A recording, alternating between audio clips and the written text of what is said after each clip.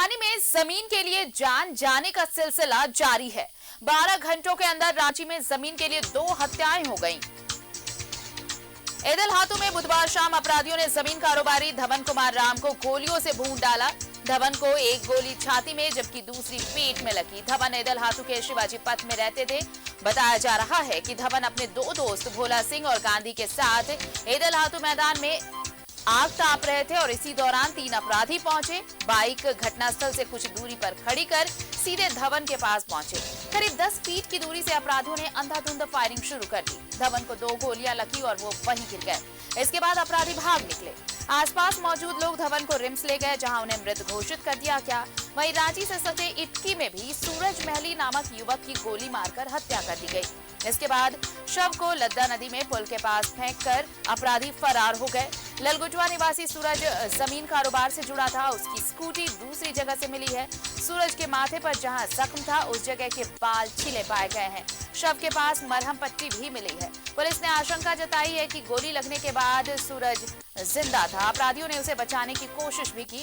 इससे पहले 14 नवंबर को भी पिठौरिया थाना क्षेत्र के ओइना गांव में चाकू घोंपकर जमीन कारोबारी की हत्या कर दी गई थी। 30 मई को गैलेक्सिया मॉल के पास जमीन के बड़े कारोबारी कमल भूषण को अपराधियों ने मौत के घाट उतारा था। राजधानी में हर चौथी हत्या जमीन विवाद को लेकर हो रही है। 2 सालों में रांची में 370 से ज्यादा मर्डर हुए, जिनमें 100 से ज्यादा हत्याएं सिर्फ जमीन विवाद को लेकर हुई। इस साल 10 महीनों में जमीन के लिए 25 से ज्यादा मर्डर हो चुके हैं। राजधानी में जमीन को लेकर खून खराबे के पीछे सबसे बड़ी वजह जमीन के धंधे में बड़े अपराधियों का शामिल होना है। अपराधियों ने जमीन के धंधे को अपना पेशा बना लिया है। हर छोटे बड़े अपराधी अब जमीन के धंधे में पांव पसार रहे हैं। कुख्यात अपराधी से लेकर छुटभइये अपराधी जेल से छूटकर सीधे जमीन के धंधे से जुड़ रहे हैं। कहीं अवैध तरीके से जमीन हड़पने का मसला है, तो कहीं जमीन पर रहने वाले लोगों को डरा धमका कर कब्जा करने का। बीच में कोई आवाज अगर उठाए तो उसकी जुबान हमेशा के लिए बंद कर दी जाती है। तो कभी ये जमीन माफिया आपस में ही भिड़ जाते हैं।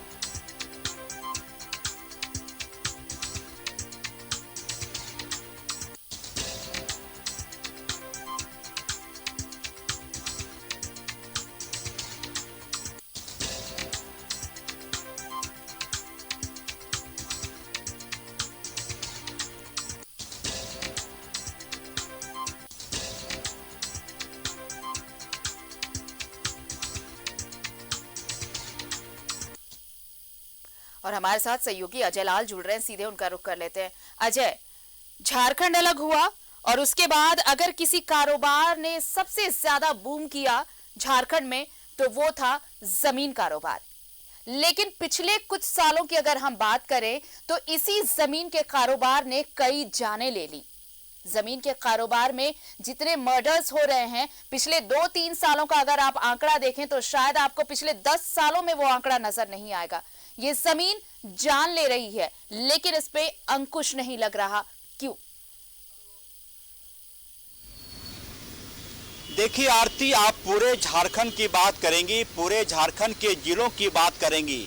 आपने बिल्कुल सही कहा कि सबसे ज्यादा भू माफियाओं की नजरें ऐसे जमीनों पर आती है जो जमीनें विवादित होती है। आपको मैं एक उदाहरण देना चाहूँगा। राजधानी रांची के कांके में बिजली विभाग के एक जूनियर इंजीनियर है। आपको यकीन नहीं होगा कि 4, 5, 10 बदमाशों ने उन्हें धमकी देकर उनकी 8 डिसमिल जमीन को महज 2 लाख रुपए डिसमिल जबरदस्ती जबरन बिचवा डाला। और वो अधिकारी बिजली विभाग के जो जूनियर इंजीनियर हैं, संबंधित थाना का गुहार लगाते थक गए, लेकिन अब तक कोई कार्रवाई नहीं हुई। देखिए, पुलिस बल में मैन पावर की पहले से कमी है। तमाम पुलिस ईद, बकरीद, होली, दशहरा, तमाम चीज़ों का उनके ऊपर लॉ एंड ऑर्डर मेंटेन करने का जिम्मा रहता है। मेरी जो समझ ये कहती है कि जिस प्रकार से ट्रैफिक एसपी होता है, सिटी एसपी होते हैं, एसएसपी होते हैं, एक अलग से विंग बना दिया जाए, कम से कम जो जमीनों के मामले को देखे। एक ही पुलिस फौजदारी का मुकदमा, एक ही पुलिस सिविल का मुकदमा, एक ही पुलिस लॉ एंड ऑर्डर, एक ही पुलिस ईद, बकरीद, होली, दशहरा, तमाम चीज़ों का जब बोझ रहेगा तो पुलिस जानती है कि कहां पर विवादित जमीन है।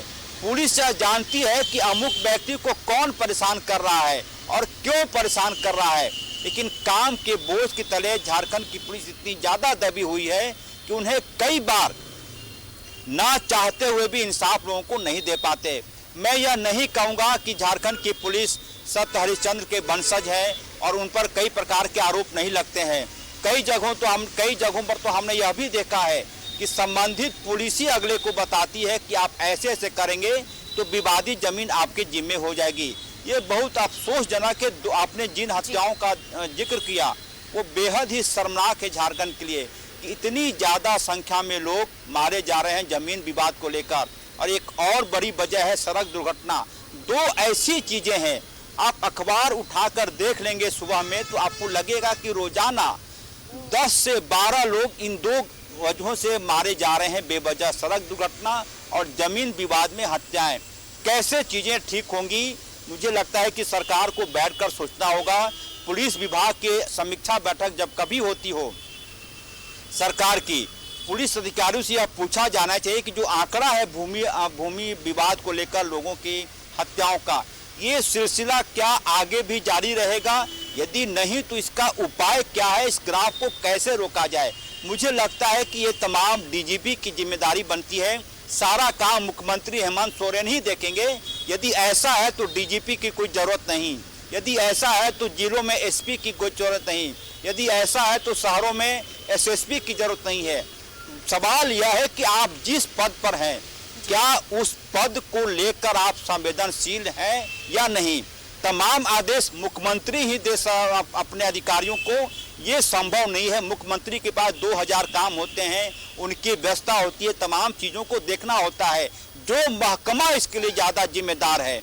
आज तक हमने नहीं सुना कि राज्य के डीजीपी जमीन विवाद के मुद्दे पर अपने अधिकारियों के साथ बातचीत की, उन्होंने कोई टास्क दिया हो कि हत्याएं नहीं होनी चाहिए, या फिर ये कहें संबंधित थानों को आदेश दें कि जमीन विवाद के जितने मामले हैं उनको आप 90 दिन के अंदर निपटा दीजिए। लेकिन चूंकि मैं बार बार कह रहा हूं कि जिम्मेदार जब तक अपनी जिम्मेदारी नहीं निभाएंगे, अपनी अकाउंटेबिलिटी वो नहीं दिखाएंगे, ऐसी चीज़ें होती रहेंगी।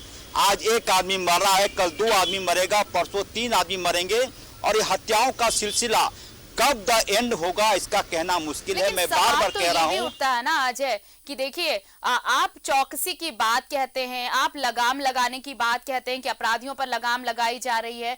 अभी बहुत ज्यादा दिन नहीं हुए जब कारोबारी कमल भूषण की हत्या हुई, मोरहाबादी में गोली चली, ये ज्यादा दिन नहीं हुए हैं इन सब चीजों के। इसके बावजूद भी अगर दिन दहाड़े, देखिए ज्यादा देर भी नहीं हुई थी जब धवन को गोली मारी गई, आराम से अपराधी आते हैं, ताबड़तोड़ फायरिंग करते हैं और फरार हो जाते हैं। तो चूक कहीं ना कहीं तो हो रही है।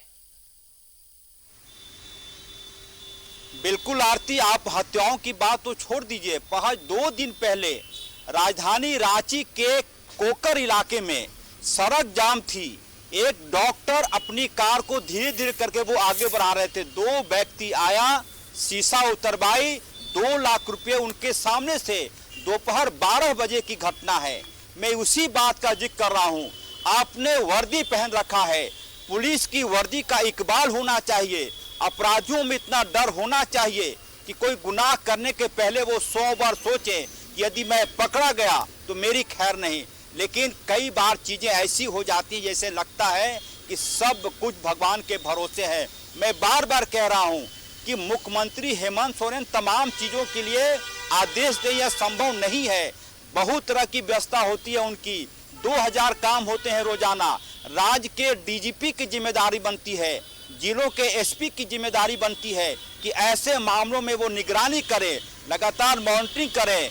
आज तक हमने नहीं देखा कि राज्य के डीजीपी किसी औचक निरीक्षण पर निकले हों। मेरी बातें पुलिस महकमा को बुरा लग सकता है, लेकिन जब आपने वर्दी पहना है तो उसका इकबाल दिखना चाहिए, उसका खौफ दिखना चाहिए। लेकिन अफसोस, ना तो वर्दी का इकबाल दिखता है, ना पुलिस के वर्दी का खौफ दिखता है।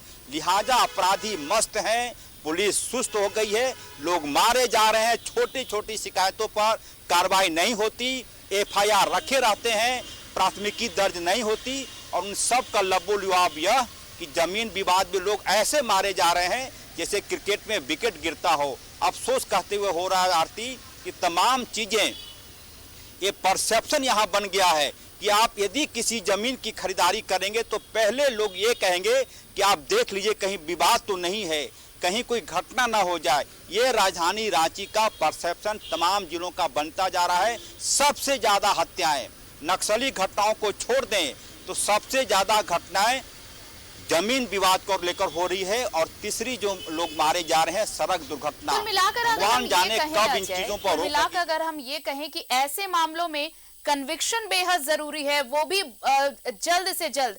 पहली चीज तो ये, दूसरी चीज ये कि एक खौफ तो हो पुलिस का, प्रशासन का, कि अगर आपने इस तरह के कोई कदम उठाए हैं तो फिर इसके लिए आपको ऐसी सजा मिलने वाली है, कड़ी सजा मिलने वाली है। अगर ये दोनों चीजें टाइम पर होंगी, कहते हैं कि समय पर अगर सही चीजें हो तो फिर उसका परिणाम भी समय पर सही आता है, लेकिन ना तो कन्विक्शन समय पर। आप देखिए कि न्यायालय में कोर्ट में केस लंबित पड़े रहते हैं, सालों साल चल रहा होता है मामला, उसके बाद बाहर में कुछ घटनाएं होती हैं। दूसरी चीज, पुलिस का खौफ नहीं है, प्रशासन का खौफ नहीं है। जहां जिसे मन आ रहा है उसे गोलियां मार दी जा रही हैं, मर्डर हो जा रहे हैं। इटकी में भी जिस लड़के की हत्या हुई है उसके बारे में भी कोई सुराग नहीं मिल पाया है। तो ये बहुत जरूरी है कि मामलों का निपटारा भी जल्द से जल्द हो, अगर केसेस कोर्ट में जा रहे हैं तो।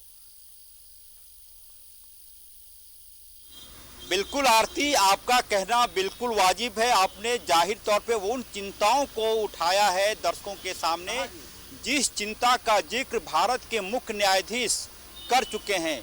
उनका कहना है कि जो छोटे अदालतें हैं, निचली अदालतें हैं, वहाँ के जज लोगों को जमानत देने में, सीधे फैसला करने में डरते हैं कि उनका ऊपरी अदालत उन पर कार्रवाई कर सकता है।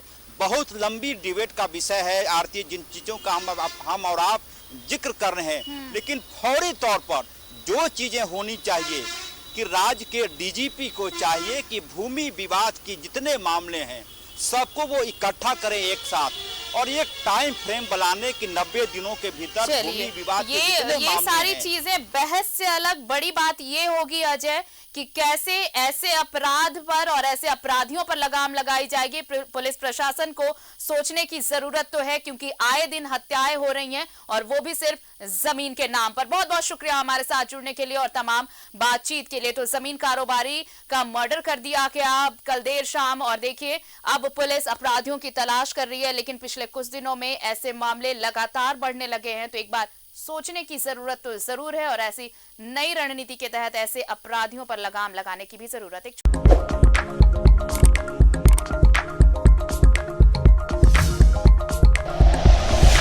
Like and share videos, subscribe करें हमारा चैनल और प्रेस करें बेल आइकॉन। न्यूज़ 11 भारत, सच है तो दिखेगा।